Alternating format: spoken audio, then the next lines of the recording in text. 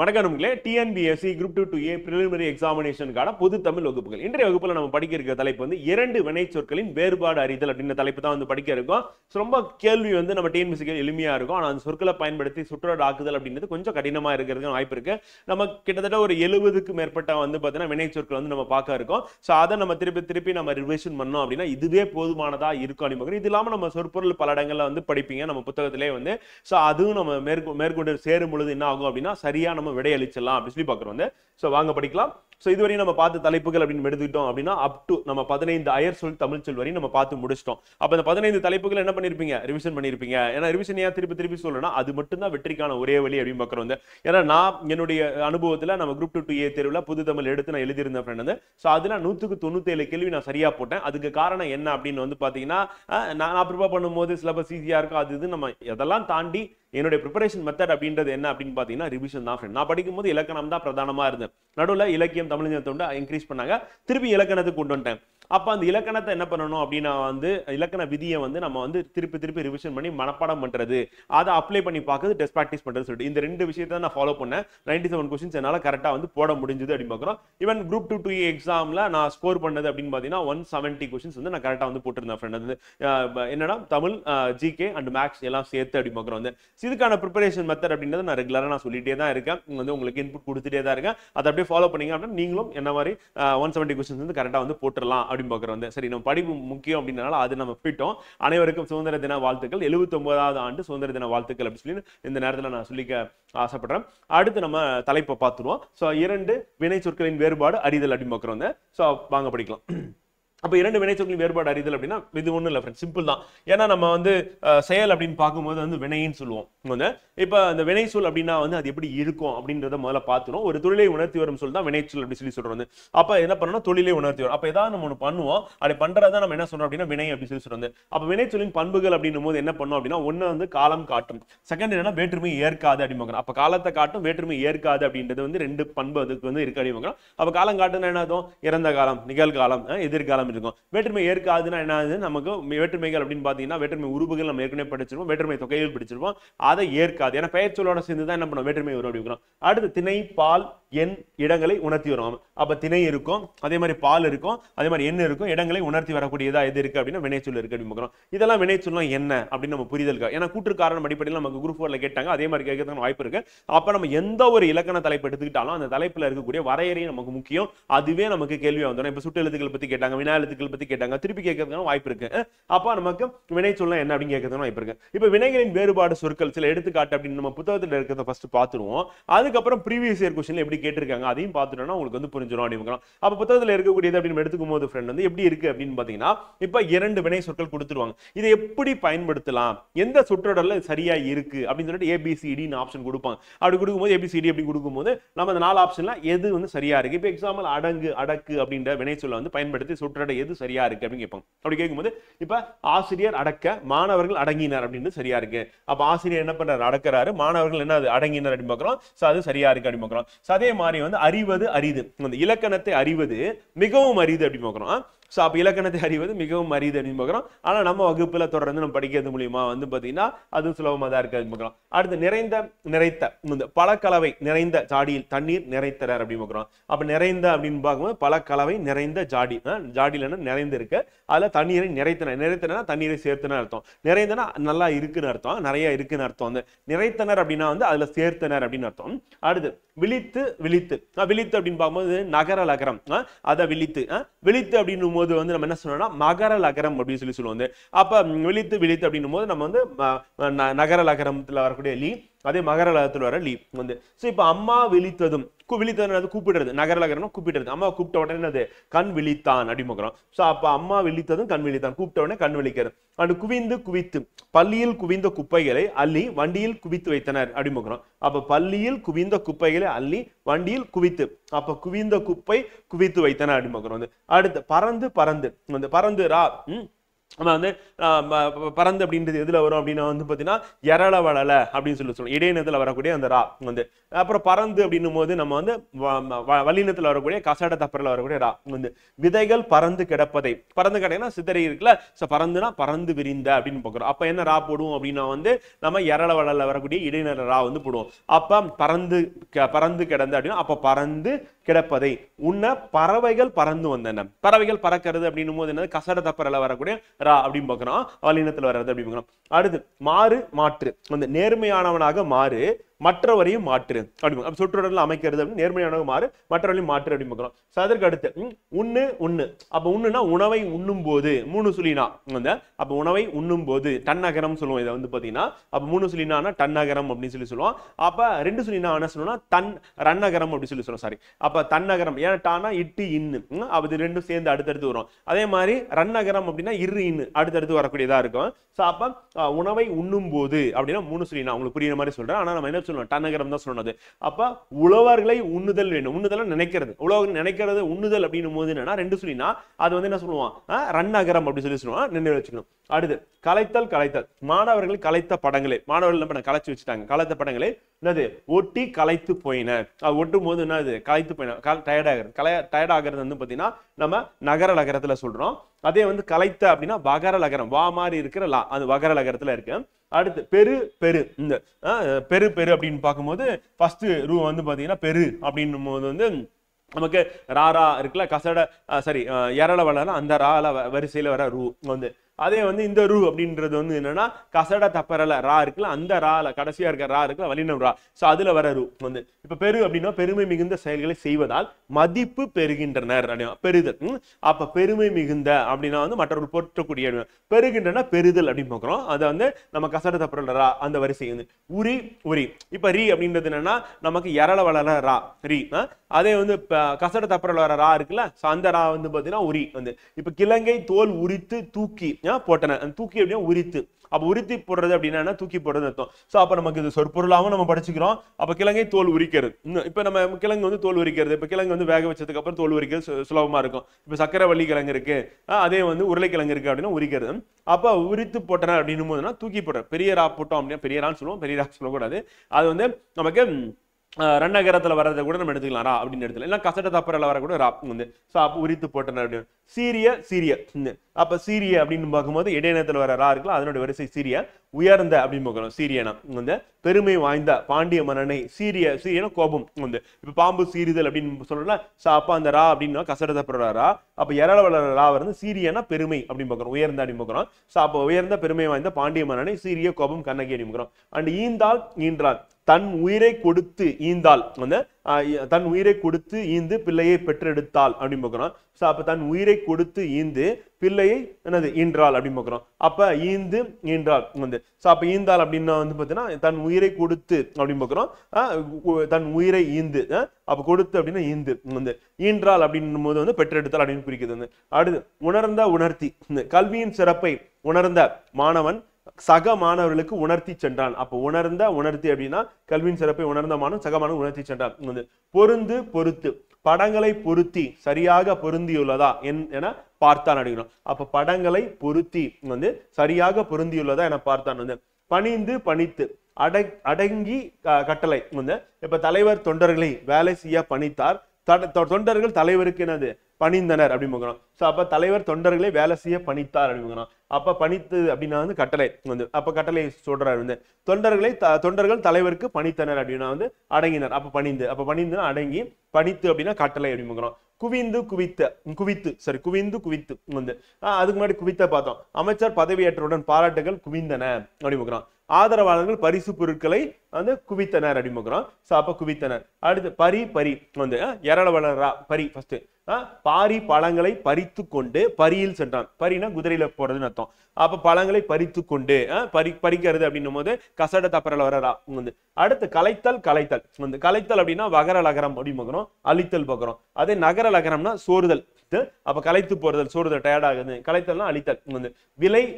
விலை வகர லகரத்துல வர விலை வந்து பொருளின் மதிப்பு. விளை அப்படின்னும் போது வந்து பாத்தீங்கன்னா நமக்கு நகரலகத்துல வர்றது வந்து உண்டாக்குதல், விளைச்சல் அப்படின்னு பார்க்கிறோம் வந்து. இது எல்லாமே வந்து நம்ம எடுத்துக்காட்டு புத்தகத்துல இருக்கிறது பார்த்துட்டோம் 20. இப்ப நம்ம முந்தைய ஆண்டுகள்ல கேட்கப்பட்ட வினாக்கள், இப்ப உதாரணத்துக்கு குரூப் 4 கேட்ட கேள்விதான் இது நம்ம பார்க்க போறோம். பொது தமிழ்ல இரு வினைகளின் பொருள் வேறுபாடு அறிதல. மழை காற்று வீசியதால் பூவின் இதழ்கள் விரிந்தன. இதழ்கள் வந்தா விரிந்தனன்னு வரணும். மயில் தொகை விரித்ததுன்னு வரணும். இப்ப மயில் அப்படின்னும் போது ஒருமை, அப்ப விரித்தது. இதழ்கள் அப்படின்னா பன்மை, அதனால விரிந்தன அப்படின்னு பார்க்கிறோம். சோ அப்படிதான் நம்ம போடுறோம். சூரியன் மறைந்த நேரத்தில் நான் பொருளை மறைத்து வைத்தேன். அப்ப சூரியன் மறைந்த நேரத்தில் நான் பொருளை மறைத்து வைத்தேன். அனைவரும் ஒன்று சேர்ந்து அப்படின்னு பார்க்கிறோம். சிதறி உள்ள விறகினை சேர்த்து பல கட்டுகளாக கட்டினர். அப்ப சேர்ந்து சேர்த்து. நெற்கதிர்கள் விளைந்த நிலத்தில் கரும்பு விளைவித்தனர். அப்ப நெற்கதிர்கள் விளைந்த நிலத்தில் கரும்பு விளைவித்தனர். ரவி மண்ணில் புதைந்த பொருளை புதைத்து வைத்தான். அப்ப ரவி மண்ணில் புதைந்த பொருளை புதைத்து வைத்தான் அப்படின்னா, அப்ப என் பெயரை நீக்க நினைத்ததால் நீக்கு வந்து. மனம் திருந்திய கைதியின் விடைத்தாளை திருத்தினேன். அண்ட் இரத்தல் கையேந்துதல், இரத்தல்னா மரணம். அப்ப எரள வளரா வந்துச்சுன்னா கையேந்துதல். அதே வந்து கசட தப்பரல வந்துச்சுன்னா மரணம் வந்து. நெறி நெருங்குதல், நெறி வழி அப்படிங்கிறோம். அப்ப எரள வளரா அந்த வரிசையில ரீ வந்துன்னா நெருங்குதல். நெறி அப்படின்னா வழி வந்து. அறநெறி அப்படின்னா வந்து பார்த்தீங்கன்னா அறவழின்னு அர்த்தம் வந்து. அடுத்து உரி அப்படின்னா கலற்று, உரினா தூக்கு. நம்ம ஏற்கனவே வந்து என்னது கலெக்டர் அப்படின்னும் போது நம்ம உரித்தல் அப்படின்னு பார்த்தோம். உரி அப்படின்னா தூக்கி போடுறதுன்னு பார்த்தோம். அதே தான் கலெக்டர் அங்க தூக்கு. அது கண்ணன் வளைந்த நிலையில் பானைகளை வணைந்தான். பானைனா வணைதல் அப்படின்னு பார்க்கிறோம். சோ அந்த வார்த்தையும் நமக்கு முக்கியம். சரியான சொற்றொடர் அப்படின்னு சொல்லிட்டு. அப்ப கண்ணன் வளைந்த நிலையில் பானைகளை வணைந்தான். வெறு அப்படின்னா அச்சம், வெறுனா வெறுப்பு. அப்ப எரள வளர ரா இருக்குல்ல, அதனுடைய வரிசை ரூ வந்துன்னா அச்சம். அதே வந்து கசடு தப்புற ரா வந்துச்சுன்னா வெறுப்பு அப்படின்னு பார்க்கிறோம். ஏன் சொல்றேன் உங்களுக்கு கண்ணால தெரியுது அப்படின்னா வந்து பார்வையற்ற மாணவர்களும் வந்து பார்வைத்திறன் குறைந்த மாணவர்களும் நம்மளுடைய வகுப்பை யூடியூப்ல அட்டன் பண்றதுனால அவங்க காதால தான் கேட்க முடியும். அதனால அது என்ன ரா அப்படின்னு சொல்லிட்டேன் அப்படின்னா அவங்களுக்கு பயனுள்ளதா இருக்கும் அப்படின்றனால சொல்றேன். அடுத்து தொடுத்தல் அப்படின்னா அணிதல், தொடுதல் அப்படின்னா வந்து தீண்டுதல் அப்படின்னு பார்க்கிறோம். தொடுத்தல் அணிதல், தொடுதல் தீண்டுதல். பாம்புகள் அப்படின்னா பிணைந்தன, தாம்புகள் அப்படின்னா பிணைத்தன. அப்ப பாம்புகள் பிணைந்தன, தாம்புகள் பிணைத்தன அப்படின்னு பார்க்கிறோம். கலைத்தல் அழித்தல், கலைத்தல் சோறுதல் நம்ம ஏற்கனவே பார்த்தோம், எடுத்துக்காட்டையும் பார்த்தோம். புத்தகத்துல இருக்கு. தலைவர் தொண்டர்களை வேலை செய்ய பணித்தல், இது புக்ல இருக்கிறது தான் நமக்கு பிவிக்கில கேட்டிருக்காங்க பாருங்க. பணிந்து அடங்கி பணித்து கட்டளை புக்ல இருக்கிறது அப்படி கேட்டிருக்காங்க. விலை அதுவும் புக்ல இருக்கிறது அப்படியே கேட்டிருக்காங்க. விலை ஏற்கனவே பார்த்துட்டோம். அமைச்சர் பதவியேற்றணும், குவிந்தன குவித்தனர், இதுவும் அப்படியே புக்ல இருக்குது அப்படியே வந்திருக்கு. சோ நம்ம புத்தகத்துல இருக்க எடுத்துக்காட்டு ஃபர்ஸ்ட் பார்த்துட்டோம். அடுத்து முந்தைய ஆண்டுகளை கேட்டதை நம்ம இங்க பார்த்துட்டு இருக்கோம். பரி இறங்கு, பரி அப்படின்னா அபகரி, பரி அப்படின்றது வந்து பாத்தீங்கன்னா இறங்கு அப்படின்னு பார்க்கிறோம். அதே பரி அப்படின்னா அபகரி அப்படின்னு பார்க்கிறோம். வேறு சொற்கள். இப்ப பரினா குதிரை நமக்கு தெரியும். அதே பரி அப்படின்னா இறங்கு அப்படின்ற வார்த்தைக்கும் பொருள் உள்ளது. அது முதலாளி பணித்தார், தொழிலாளி பணிந்தார். அப்ப முதலாளி பணித்தார், தொழிலாளி பணிந்தார் அப்படின்னு பார்க்கிறோம். அடுத்து ஆசிரியர் வந்து பாத்தீங்கன்னா பணித்ததால் கயல்வெளி பணிந்து படித்தாள் அப்படிங்கிறோம். சோ அப்ப ஆசிரியர் பணித்தால் கட்டளை வந்து கயல்வெளி பணிந்து படித்தாள் அப்படிங்கிறோம். அந்த தலைவர் பணித்த வேலையை வந்து தொண்டன் பணிந்து செய்தான் அப்படிங்கிறோம். பணித்தனா கட்டளை என்ன ஏற்கனவே நம்ம பார்த்துதான். அந்த தலைவர் பணித்ததால் தலைவர் பணிந்ததால் தொண்டன் பணித்தான் அப்படிங்கிறோம். அப்ப தலைவர் பணிந்ததால் தொண்டன் பணித்தான் அப்படின்னு. சோ சில இடங்கள்ல வந்து பாத்தீங்கன்னா நமக்கு மாறுபட்டு பயன்படுத்தணும், ஆனா பொருள் வந்து வேறுபடும் அப்படின்னு பார்க்கிறோம். வெறு அப்படின்னா அச்சம், அந்த ரா வரிசை, அதாவது எரள வளர ரா வரிசை அச்சம். வெறு அப்படின்னா வந்து கசட தப்புற ரா வரிசை வெறுப்பு அப்படின்னு பார்க்கிறோம். அருந்து நமக்கு வந்து அந்த எரள வளர ரா வரிசை வந்து குடி. அருந்து அப்படின்னா வந்து பாத்தீங்கன்னா நமக்கு கசட தப்புற ரா வந்து பாத்தீங்கன்னா துண்டுபட்டு. சீரிய எரள வளர ரா இருக்குல்ல, அந்த வரிசையில ரீ பெருமை பெற்ற, சீரிய கோபம் கொண்ட நம்ம ஏற்கனவே பார்த்தோம், புக்ல இருக்கு. அதே தான் நமக்கு ப்ரீவியஸ் கொஸ்டின் கேட்டிருக்காங்க. ஈந்தால் கொடுத்தால், ஈன்றால் வந்து பெற்றெடுத்தால் நம்ம பார்த்ததுதான் புக்ல.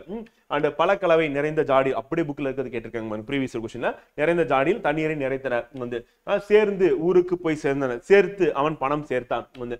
தொடுத்தல் அணிதல், தொடுதல் தீண்டுதல் புத்தகத்துல இருக்கிறதான். மறைந்து அப்படின்னா பசி கண்ணை மறைத்தது, உணவு உண்டதால் பசி மறைந்தது. அப்ப மறைந்து மறைத்து அப்படின்றத பசி கண்ணை மறைத்தது, மறைத்தது உணவு உண்டதால் பசி மறைந்தது. வந்து விட்டான் அப்படின்னா கதிர் அலுவலகத்திலிருந்து விரைவாக வந்து விட்டான்.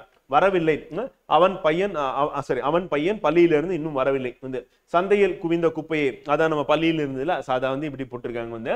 அப்ப புத்தகத்துல இருக்கிறது அப்படி கேட்டிருக்காங்க, லைட்டா மாத்திட்டாங்க. உணர்ந்த அப்படின்றதுக்கு கல்வியின் சிறப்பை உணர்ந்த மாணவன் சக மாணவன் உணர்த்தினான். புத்தகத்துல இருக்கிறது அப்படியே வந்திருக்கு. கண்ணன் வளைந்த நிலையில் பானைகளை வணைந்தான் வந்து. மின் விசிறி பொருத்தி சரியாக பொருந்தி உள்ளதா என்று கவனி வந்து. மழை காற்று வீசியதால் பூவின் இதழ்கள் விரிந்தன, மயில் தொகை விரித்தது. புத்தகத்துல இருக்குது அப்படியே பிவிக்கல வந்துருச்சு.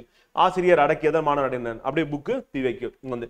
குவிந்து கிடந்த பூக்களை எடுத்து ஒன்றாக குவித்து வைத்தனர். அப்படி லைட்டா மாடிஃபை பண்ணி கொடுத்துட்டாங்க. மாறு வேடம் அணிந்து பரிசு பெற்றவுடன் வேடத்தை மாற்றிக்கொண்டால் முதலாளி பணித்ததும் வேலையால் பணிந்து வேலையை முடித்தார். எல்லாமே பிவைக்குள்ள வந்திருக்கு, புக்ல இருக்குது, அப்படியே வந்திருக்கு. காற்று வீசியதால் பூவின் இதழ்கள் விரிந்தன, மயில் தொகை விரித்தது புத்தகம் தான். அண்ட் ஆசிரியர் வகுப்புக்கு வர பணித்தவுடன் மணி பணிந்தான். மணினா மாணவன். தாயின் பாதம் பணிந்து ஆசி பெற்றேன். அமைச்சர் உதவி தொகை வழங்குமாறு அதிகாரிகளை பணித்தார் அப்படிங்கிறோம். அந்த மன்னன் வேலை செய்ய பணித்ததால் மக்கள் பணிந்து வேலையை தொடர்ந்தனர் அப்படிங்கிறோம். இது பிவைக்கு அந்த மரங்களை அழித்ததால் மனிதன் அழிந்தான். பெரியோரை பணிந்து வணங்கிய பின் உரிய பணிவிடை செய்ய பணித்தார். அப்ப நம்ம வார்த்தை தான், அழித்தால் அழிந்தான், பணிந்து பணித்தார். சேர்த்து சேர்ந்து சேர்த்து வைத்த பொருளை சேர்த்து தேடினர். பொருத்தி பொருந்து விடையினை சரியாக பொருத்தி வேலையில் பொருந்து. கதிர் அறுத்து அருந்தது, கதிர் அறுத்த போது விரல் அருந்தது. அப்ப கதிர் அறுக்கும் போது விரல் அருந்தது. அடுத்து சேர்ந்து சேர்த்து அனைவரும் ஒன்று சேர்ந்து சிதறியுள்ள விறகினை சேர்த்து பல கட்டுகளாக காட்டினார். பிவைக்குள்ள கேட்டிருக்காங்க. ஆனா புக்ல நம்ம லைட்டா மாடிஃபை, புக்ல இருக்கிறத மாடிஃபை பண்ணி தான் கேட்டிருக்காங்க. மாறு மாற்று மனிதராக மாறு மற்றவரையும் மாற்று. புத்தகத்துல நமக்கு மாணவனை பத்தி கொடுத்தா இங்க மனிதன் பத்தி. மாணவர்கள் சேர்ந்து சேர்த்து மாணவர்கள் சேர்ந்து சண்டையிட்டதால் ஆசிரியர் சேர்த்து வைத்தனர். அடுத்து பணிந்து பணித்தனர். இறைவனை பணிந்து எல்லாம் வேண்டும் என பெற்றோர் பணித்தனர். விலை பொருளின் விலை விலை உண்டாக்குதல். வகர லகரம் இது நகர லகரம் அப்படிங்கிறோம். அடுத்து சேர்ந்து சேர்த்து சுற்றத்தார் சேர்ந்து வாழ்ந்தனர். பிரிந்திருந்த கணவன் மனைவினரை சேர்த்து வைத்தனர். அடுத்து மாறு மாற்றினர். மறைமலை அடிகள் அனைவரும் தூய தமிழில் எழுதுமாறு வழிகாட்டி மாற்றினார் அப்படிங்கிறோம். சோ அப்ப நமக்கு என்னன்னா அந்த சொற்றொடர் பாத்தீங்கன்னா கொஞ்சம் ஜம்பிளா இருக்கும், இல்லைன்னா அந்த மாறு மாற்றினர் மாத்தி மாத்தி போட்டிருப்பாங்க. அப்ப சரியான சொற்றொடர் நம்ம ரீட் பண்ணும்போது நம்ம கண்டுபிடிச்சலாம். இருந்தாலும் சில சொற்களுக்கு நமக்கு பொருள் தெரியாது. அப்ப பொருள் தெரியல அப்படின்னா சரியா நம்ம பயன்படுத்த முடியாது அப்படின்னா அதுல இருக்கக்கூடிய பிரச்சனையா இருக்கும் அப்படிங்கிறோம். அப்ப பொருள் சரியா நம்ம தெரிஞ்சுக்கிட்டோம் அப்படின்னா சரியா விடையளிச்சலாம் அப்படிங்கிறோம். சோ அப்ப அந்த இரு வினை சொற்கள் பாத்தீங்கன்னா அதோட வேறுபாடு அறிதல் அப்படின்னு சொல்லி இதுதான் ஃப்ரெண்ட் புத்தகத்துல தான் கேட்கறாங்க. இது நம்ம பிவைக்யூ பிளஸ் புக் ரெண்டுமே நம்ம ரிவிஷன் பண்ணிட்டோம் அப்படின்னா சுலபமா இது விடையளிச்சலாம் அப்படின்னு. இன்றைய மனப்பாட பகுதி அப்படின்னு பார்க்கும்போது நம்ம படிக்கக்கூடிய 5 குறள் அப்படின்னு எடுத்துனா வினை செயல் வகை அதிகாரத்துல நம்ம படிக்க இருக்கும். 68வது அதிகாரமா இருக்கு அப்படின்னு. சோ வினை செயல் வகையில முதல் குறள் சூழ்ச்சி முடிவு துணிவெய்தல் அத்துணிவு தாழ்ச்சி தங்குதல் தாழ்ச்சியில் தங்குதல் தீது அப்படின்றாங்க. அப்ப சூழ்ச்சி முடிவு துணிவெய்தல் அத்துணிவு தாழ்ச்சியில் தங்குதல் தீதுன்ற. அப்ப வினை செயல்வகை எப்படி இருக்கணும், வினை எப்படி இருக்கணும் அப்படின்னு சொல்லி வள்ளுவர் அழகா சொல்றாங்க. ஒரு செயலை பற்றி ஆராய்ச்சி முடிவும் மனதில் துணிவு பெறுவதே ஆகும். அப்ப ஒரு செயலை பத்தின ஆராய்ச்சி பண்றோம், ஆராய்ச்சி பண்ணி முடிவு பண்ணோம். அப்ப துணிவோட என்ன பண்ணணும், அது அடுத்த கட்டத்தை நோக்கி போனோம். நம்ம எல்லாம் ஆராய்ச்சி பண்ணிட்டு துணிவா நம்ம செய்யல அப்படின்னா அது வேஸ்ட் அப்படின்னா. அப்ப அவ்வாறு துணிவு கொண்ட பின் அதனை செய்யாமல் காலம் கடத்தல் தீமையாகும். எக்ஸாமுக்கு படிக்கிறேன்னு முடிவு பண்ணியாச்சு, கிளாஸ் அட்டன் பண்ணியாச்சு, அப்ப ரிவிஷன் பண்ணணும், டெஸ்ட் ப்ராக்டிஸ் பண்ணணும். எல்லாமே நம்ம ஆராய்ச்சி பண்ணி ஆரம்பிச்சதுக்கு அப்புறம் படிக்காம இருக்கிறது, ரிவிஷன் பண்ணாம இருக்கிறது, டெஸ்ட் எழுதாம இருக்கிறது, டெஸ்ட் போடாம இருக்கிறது அப்படின்றது அது தவறு அப்படிங்கிறோம். அதான் வள்ளுவர் இங்க சொல்றாரு. சூழ்ச்சினா செயலை பற்றி ஆராய்ச்சி, துணிவு எதில் அப்படின்னா துணிவு கொள்ளுதல் அப்படிங்கிறோம். நம்ம ஏற்கனவே சொல்றதா நமக்கு கேள்வி அப்படின்னு பாத்தீங்கன்னா சீர் அடிப்படையில் கேட்பாங்க, பொருள் அடிப்படையில் கேட்பாங்க, சொற்பொருள் அடிப்படையில் கேட்பாங்க. நமக்கு இது மூணுமே முக்கியம் அப்படின்னு. நம்ம இது மூணுமே நம்ம ப்ரிப்பேர் பண்ணாதான் நம்ம கரெக்டா ஆன்சர் பண்ண முடியும் அப்படின்னு பார்க்கிறோம். அடுத்த குறள் இரண்டாவது குறள். அடுத்து ரொம்ப சூப்பரான ஒரு குறள் என்ன அப்படின்னு பாத்தீங்கன்னா தூங்குக தூங்கி செயற்பால தூங்கற்க தூங்காது செய்யும் வினை. காலம் கடந்து அப்படின்னா காலம் கடத்தல் தான் தூங்குதல் சொல்றாரு. காலம் கடந்து செய்வதற்குரிய செயல்களை காலம் தாழ்த்தி செய்ய வேண்டும்.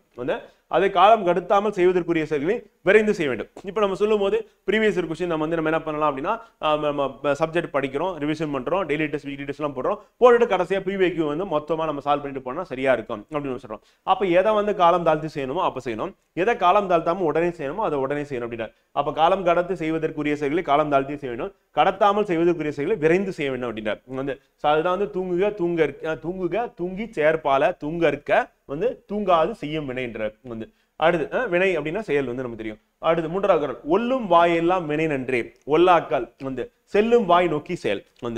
அப்ப ஒல்லும் வாயெல்லாம் வினை நன்றே ஒல்லாக்கள் செல்லும் வாய் நோக்கி செயல். செய்யக்கூடிய இடங்களில் எல்லாம் செயல் செய்வது நன்மையே, செய்ய இயலாத போது அதை முடிப்பதற்கேற்ற வழிகளை ஆராய்ந்த பின்பே செய்தல் வேண்டும். இப்ப செய்ய முடியாதுன்னு தெரிஞ்சிச்சுன்னா அதை ஆராய்ச்சி பண்ணாம செய்யக்கூடாதுன்றது, அவசரப்பட்டு செய்யக்கூடாது, செஞ்சீங்கன்னா தப்ப போய் முடிஞ்சிடும். அப்ப செய்ய முடிஞ்சதுன்னா அதை முடிஞ்ச வரையும் செஞ்சிருங்க, செய்ய முடியாததை ஆராய்ச்சி பண்ணி செய்யுங்க அப்படின்றார் வள்ளுவர். அப்ப ஒல்லும் வாயெல்லாம் வினை நன்றே ஒல்லாக்கால் செல்லும் வாய் நோக்கி செயல் அப்படின்றாரு வந்து. அப்ப ஒல்லும் வா அப்படின்னா வந்து பாத்தீங்கன்னா ஒல்லும் வாய்னா செய்யக்கூடிய வந்து அண்ட் வினை அப்படின்னா செயல், நோக்கினா ஆராய்ந்து அப்படின்னு பார்க்கிறோம். அந்த சூழ்ச்சினால நம்ம ஆராய்ந்து பார்த்தோம், நோக்கினா ஆராய்ந்து. அந்த சொற்பொருளும் நம்ம சரியா நம்ம புரிஞ்சு வச்சுக்கணும். அந்த குறள்ல நமக்கு சீர் கேட்பாங்க, பொருள் கேட்பாங்க, சொற்பொருள் கேட்பாங்க, மூன்றுமே நம்ம வந்து படிச்சு வச்சுக்கணும். அடுத்து 4வது குறள் வந்து வினைப்பகை வினைப்பகை என்றிரண்டின் எச்சம் நினையுங்கால் தீ எச்சம் போல தரும் அப்படின்றாரு வந்து. சோ அப்ப செய்யும் செயலையும் ஒழிக்கும் பகையும் குறைவிடாமல் செய்துவிட வேண்டும் வந்து. அப்ப அவற்றின் மிச்சம் தீயின் ஒளிவை போல பெருகி பெருங்கேடு உண்டாக்கணும். அப்ப பகையா இருந்தாலும் பகையை வந்து தீர்த்து கட்டிடணும் அப்படின்றார் வள்ளுவர். ஏன்னா மன்னனுக்கு வந்து பொருந்தக்கூடிய ஒன்றா இருக்கும். பகையை வந்து நீங்க வச்சுட்டு இருந்தீங்க அப்படின்னா அது பெருந்தீயா மாதிரி உங்களே அழிச்சிடும். அப்ப பகைவன் இல்லாம நிலைமையை நீங்க உருவாக்கணும். அப்ப அவங்கள தீர்த்து கட்டிடணும், அவங்கள முடிச்சிடணும். அப்ப வேட்டு நாட்டு அரசன் இருக்கான் அப்படின்னா வந்து அவங்கள உங்களுக்கு கீழே கொண்டு வந்துடணும், இல்லைன்னா அவங்களோட போரிட்டு வெற்றி கொள்ளணும் அப்படின்றார். அதே நேரத்துல செய்யும் செயல், ஒரு செயல் செய்யணும்னா முழுமையா செஞ்சிருங்க, அதை அரைவு குறையமா விட்டு வைக்காதீங்க. அப்படி விட்டு வச்சிங்க அப்படின்னா என்ன ஆகும்னா வந்து என்னது அவற்றின் மிச்சம் தீயின் ஒளிவை போல பெருகி பெருங்கேடு உண்டாக்கிவிடும் அப்படின்னா. அப்ப செய்யும் செயல்லையும் பகையிலையும் மிச்சம் வைக்கவே கூடாது அப்படின்னு சொல்லி சொல்றாரு. அப்படி வச்சா என்ன ஆகும், பெருங்கேடு உண்டாக்கி விடும் அப்படின்றாரு. அப்ப பகையின எதிர்ப்பு, எச்சம்னா மிஞ்சி இருப்பது, தீ எச்சம்னா பெருங்கேடு அப்படின்னு. சோ அது நமக்கு இம்பார்ட்டன்ட் அப்படின்னு.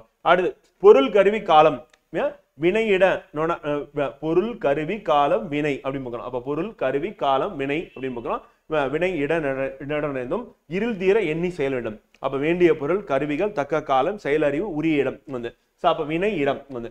அப்ப நமக்கு மொத்தம் எத்தனை சொல்றாருன்னா மொத்தம் 5 சொல்றாரு வள்ளுவர். பொருள் சொல்றாரு, கருவி சொல்றாரு, காலம் சொல்றாரு, வினை சொல்றாரு, இடம் சொல்றாரு வந்து. இடனோடு அடைந்தும், அப்ப இடனோடு அடைந்தும் அப்படின்னா மொத்தம் 5 இருக்கு. இருள் தீர எண்ணி செயல் வேண்டும். அப்ப வேண்டிய பொருள் 1, அப்புறம் கருவி 2, தக்க காலம் 3, செயலறிவு 4, உரிய இடம் 5. இன்னும் 5ஐயும் மயக்கம் இல்லாமல் ஆராய்ந்து கொண்ட பின்னரே செய்திடணும். இது 5ஐயும் ஆராய்ந்து கொண்ட பின்னர் தான் செய்திட வேண்டும் அப்படின்னு. இப்ப பொருள் என்ன அப்படின்னா வந்து பாத்தீங்கன்னா இப்ப தேர்வுக்கு தயாராக பொருள் வந்து. அப்ப பொருள் அப்படின்னு எடுத்துக்கும் போது இந்த தேர்வுல நான் வந்து இந்த சப்ஜெக்டை சூஸ் பண்ணியிருக்கேன், அந்த சப்ஜெக்ட பொருள் அப்படின்னு. கருவிகள் அப்படின்னா புத்தகங்கள் சொல்லலாம். அடுத்து தக்க காலம் அப்படின்னா இதுதான் தக்க காலம். இந்த எக்ஸாம் வந்து செப்டம்பர் 28 பாக்குறோம். செயல் அறிவு அப்படின்னா வந்து பாத்தீங்கன்னா அடுத்து செயல்படுறதுக்கு என்ன பண்ணணும் அப்படின்னா வகுப்பு நீங்க அட்டன் பண்றீங்க வந்து. உரிய இடம் நம்ம அகாடமி, நம்ம யூடியூப் சேனல் அப்படின்னு பாக்குறோம். சோ அப்ப இதை நீங்க 5ஐயும் வந்து என்னது ஆராய்ந்து பின் மயக்கம் இல்லாமல் அப்படின்னா வந்து குழப்பிட்டே இருக்க கூடாது வந்து. இது போதுமா அப்படி சொல்லிட்டு இல்லைன்னா வேற எங்கேயா படிக்கலாமா, அதை பண்ணலாமா, இதை பண்ணலாமா, புக்ல போய் படிக்கலாமா, பழைய நோட்ஸ் படிக்கணும் குழப்பக்கூடாது. இதெல்லாம் ஆராய்ச்சி பண்ணிட்டு சரி நான் இதுதான் பண்ண போறேன், இப்ப நம்மளோட அகாடமியோட புத்தகத்தை மட்டும் ரிவிஷன் பண்ண போறேன், இதை நல்லா படிக்க போறேன் அப்படின்னா அதை படிக்க வேண்டியதான். அடுத்து டெஸ்ட் பிராக்டிஸ் பண்ண போறேன் அப்படின்னு சொல்லிட்டு இதை நோக்கி தான் நம்ம போயிட்டு இருக்கணும். இப்ப போயிட்டு குழப்பிட்டு இருக்க கூடாது அப்படின்னு சொல்லிட்டு வள்ளுவர் சொல்றாரு. அப்ப இருள மயக்கம் எண்ணி ஆராய்ந்து நினைத்து அப்படின்னு பாக்குறோம். சோ இந்த 5 குறளுமே நம்ம மனப்பாடம், நம்ம ஒவ்வொரு நாளும் வந்து நம்ம மனப்பாடம் அப்படின்றது நம்ம ரெகுலரா வந்து சொல்லிட்டு இருக்கோம். அப்ப 5 குறளா மனப்பாடம் பண்ணிட்டு அடுத்தடுத்த தினங்கள் என்ன பண்ணணும், ரிவிஷன் பண்ணிட்டே வரணும் அப்படின்னு. இது குறளே ரிவிஷன் பண்ணணும், இதுக்கு முன்னாடி படிச்ச டாபிக் ரிவிஷன் பண்ணணும். சோ குறளை மட்டும் ஒரு 5 குறளை மட்டும் திருப்பி பார்த்துருமா, வாங்க பார்ப்போம். 5மே சுலபமான குறள் தான். சோ சூழ்ச்சி முடிவு துணிவைதல் அத்துணிவு தாழ்ச்சியுள் தங்குதல் தீது அப்படின்றார் ஃபர்ஸ்ட் குறள். அடுத்து 2வது குறள் தூங்குக தூங்கி செயற்பால தூங்கற்க தூங்காது செய்யும் வினை அப்படின்றார் 2வது குறள். 3வது குறள் ஒல்லும் வாயெல்லாம் வினை நின்றே ஒல்லாக்கால் செல்லும் வாய் நோக்கி செயல் அப்படின்றார் வந்து. 4வது குறள் வினைப்பகை என்றிரண்டின் எச்சம் நினையுங்கால் தீ எச்சம் போல தரும் அப்படின்றார் வந்து. 5வது பொருள் கருவி காலம் வினை இடம் அப்படின்றார். அப்ப பொருள் கருவி காலம் வினையிட நுழைந்தும் வந்து இருள் தீர எண்ணி செயல் அப்படின்னு சொல்லி வள்ளுவர் வந்து சொல்றாரு அப்படின்னு.